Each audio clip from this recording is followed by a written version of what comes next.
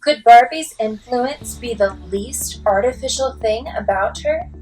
The gender gap may not be the only topic Barbie the movie sheds a very harsh light on. Hi, my name is Chelsea Roadman. I love all things tech, gadgets, and gizmos, and you know that I love to share some of my quirkiest finds with you right here on YouTube and Spotify every Monday, so you can pop into the podcast on your way to your day, Tuesday morning. Get the download, be the coolest kid at the water cooler, and have some great conversation starters.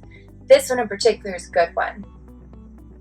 Barbie the movie partnered with another movie premiering last weekend, grossed more at the box office than any movie since the pandemic.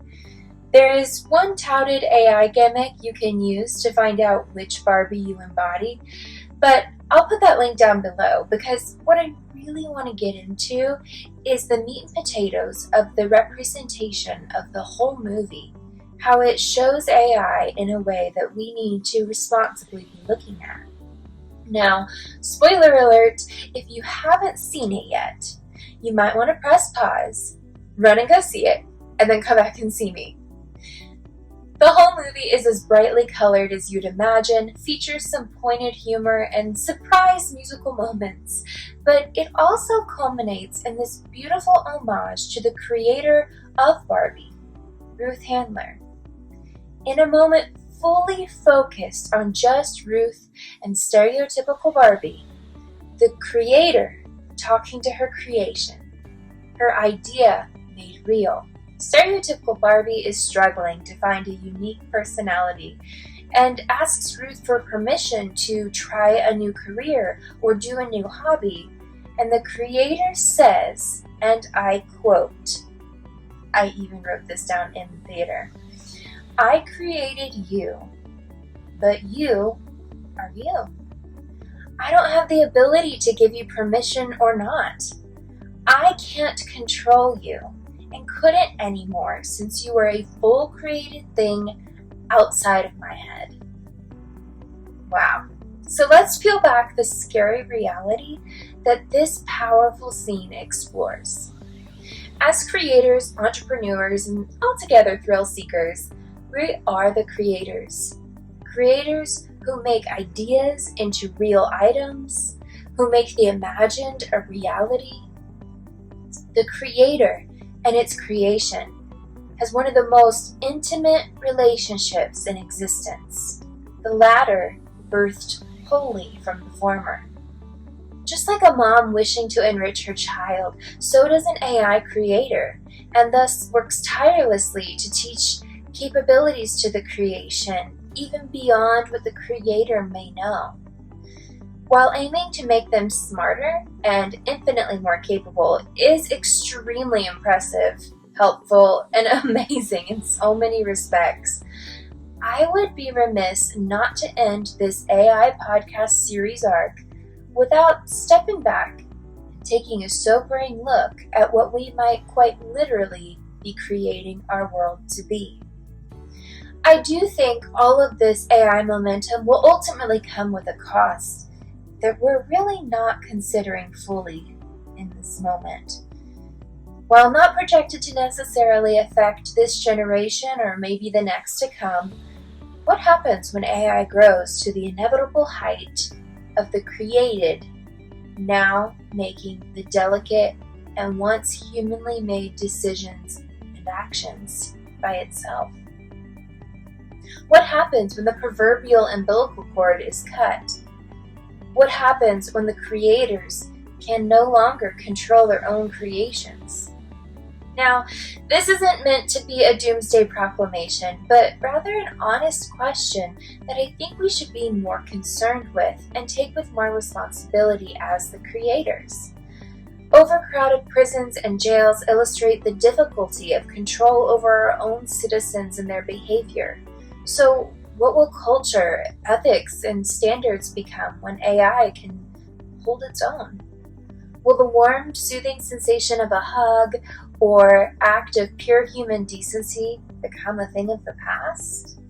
And not will, but when will the emotional life and passion to be a better person, workers, friends, family members become a relic? When will emotions become a hindrance versus what makes us wake up in the morning with purpose? I wanted to bring you all of these ideas because I always like to ask you a good old open-ended question. The ones that are hard to answer and the ones that I hope make you think.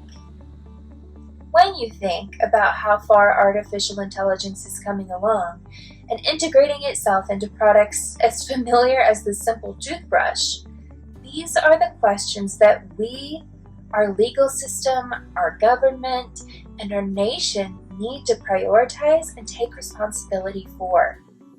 Where's the line between when the creator and the created become separated, and the created can no longer then be controlled by its creator?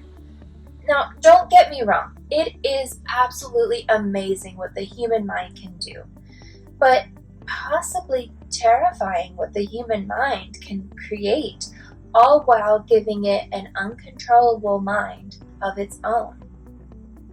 Now, before we bring this episode to an end, let me give you some encouragement regarding this seemingly looming future of AI.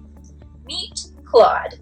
Claude is a groundbreaking quantum AI developed by Anthropic.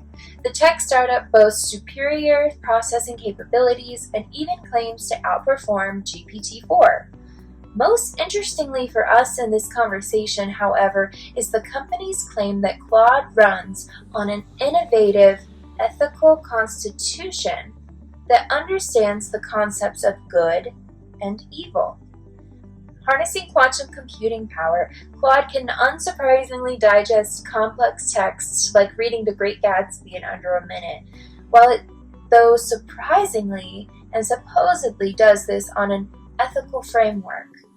This framework was inspired by the Universal Declaration of Human Rights, and the startup says that it will ensure responsible AI behavior.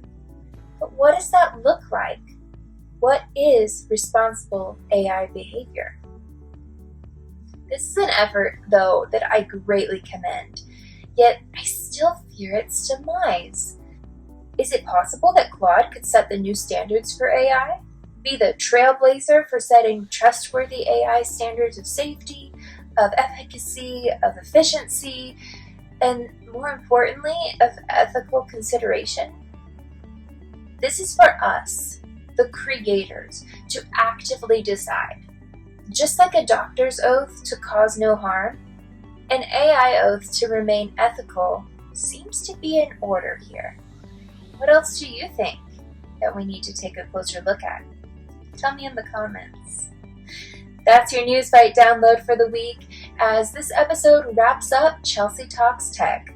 But don't you worry, this adventure was just season 1 of the Chelsea Project. Stay tuned for more at the social media links in the description below.